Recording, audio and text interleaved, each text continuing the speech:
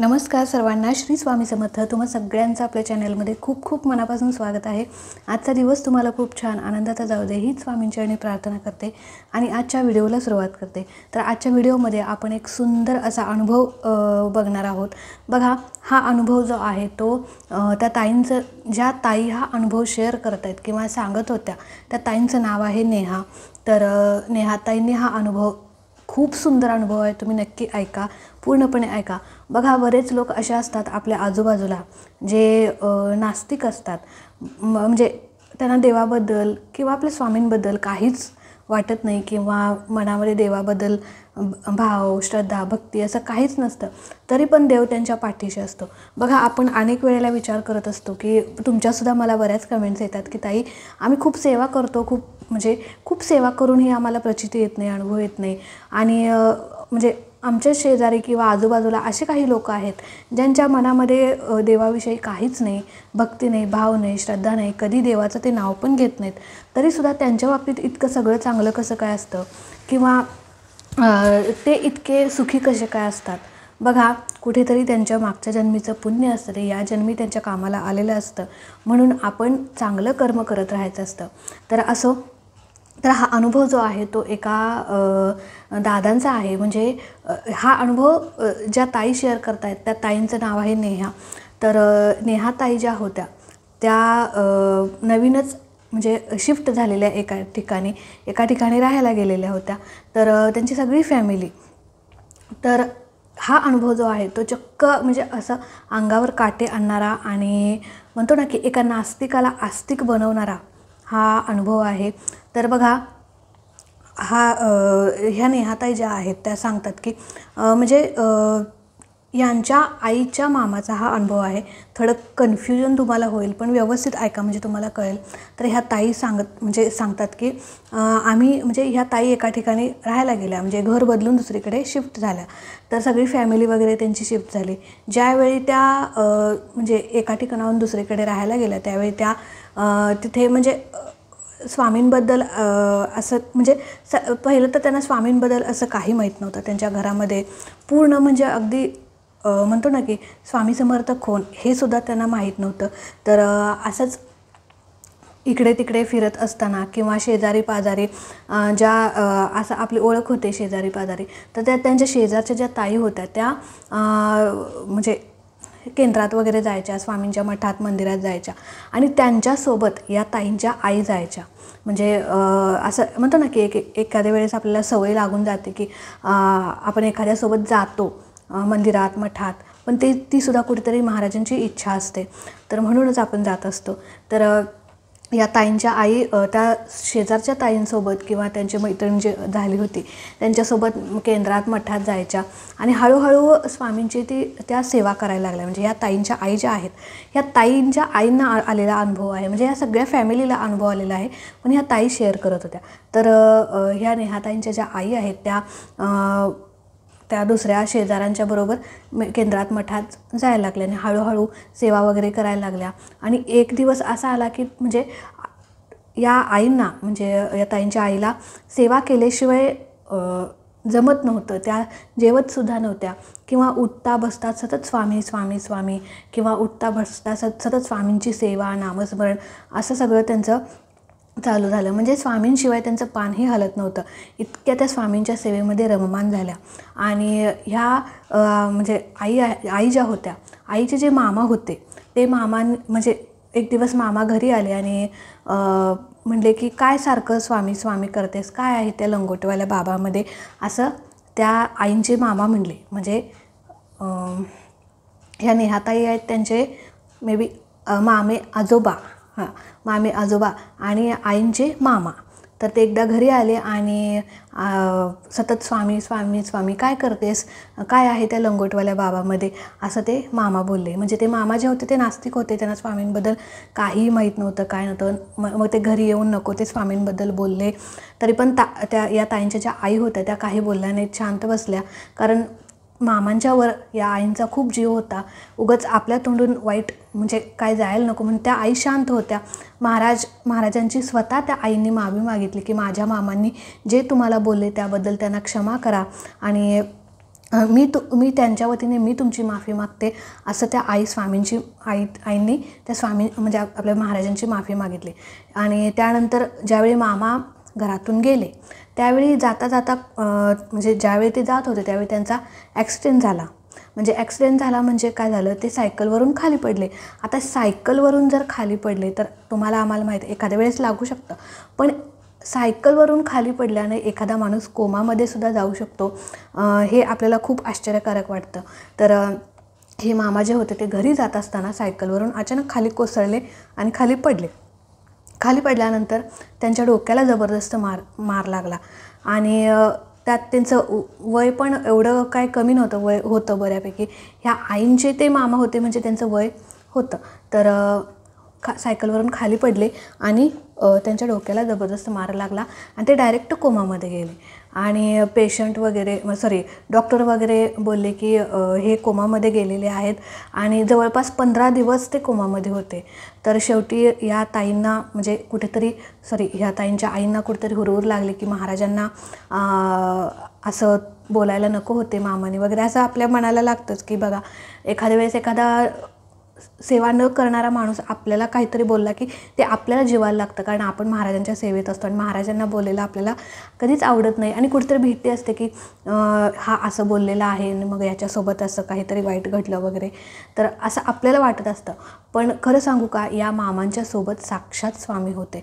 जरी ते मामा नास्तिक जरी असले, भले बुरे किती काय काय त्यांनी स्वामींना बोललं असलं तरी महाराज त्यांच्या सोबत होते. ते कसं काय बघा, ज्यावेळी ताईंना समजलं की म्हणजे ह्या ताईंच्या आईला समजलं की मामा कोमामध्ये गेलेले आहेत आणि ह्या म्हणजे आई ज्या होत्या त्यांना मामांशिवाय कोण होतं, मामांच्यावर खूप त्या आईंचा जीव होता आणि शेवटी त्या केंद्रामध्ये गेल्या, म्हणजे स्वामींच्या मठात गेल्या.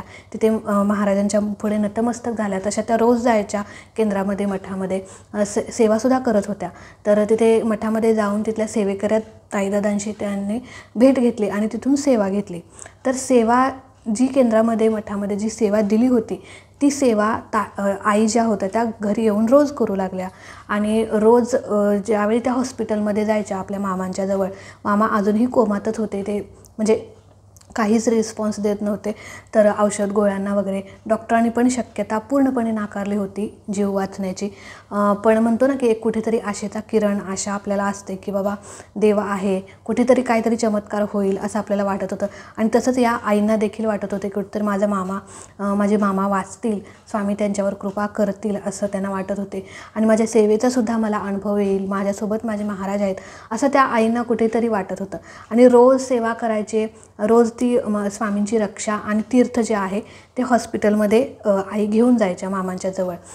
पण डॉक्टर लोक असं काही प्रकार म्हणजे पेशंटजवळ नेऊ देत नाहीत, किंवा रक्षा असेल किंवा तीर्थ असेल, आपली एक भोळी भाबडी भक्ती असते. पण डॉक्टरांना ते म्हणजे पण शेवटी डॉक्टर पण म्हणतात बघा की आता सगळं देवावर सोपवलेलं आहे.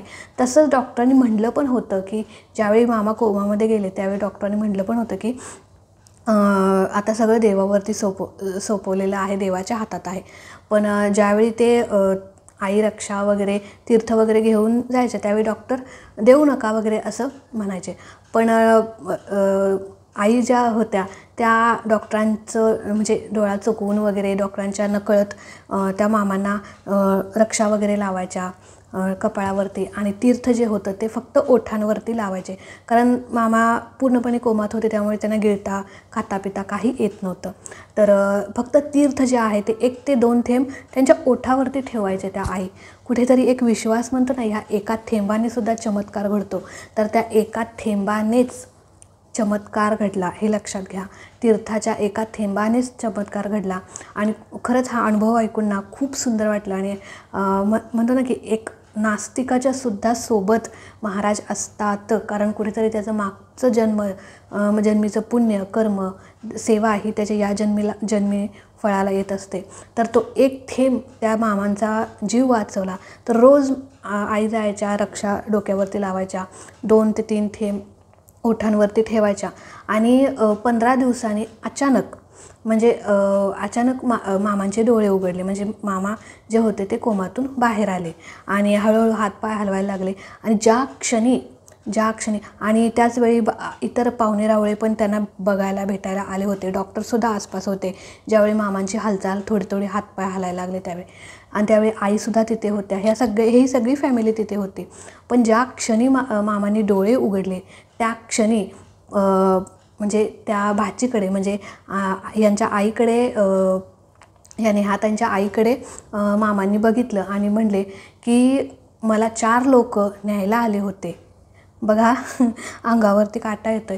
मला 4 काही बोलले नाहीत, कुणाकडे बघितले नाहीत, कुणाकडे म्हणजे बघून हसले नाहीत, काही नाहीत. फक्त मामांनी त्या भाचीकडे बघितलं, म्हणजे या नेहाताईंच्या आईकडे बघितलं आणि म्हटलं की मला 4 लोक न्यायला आले.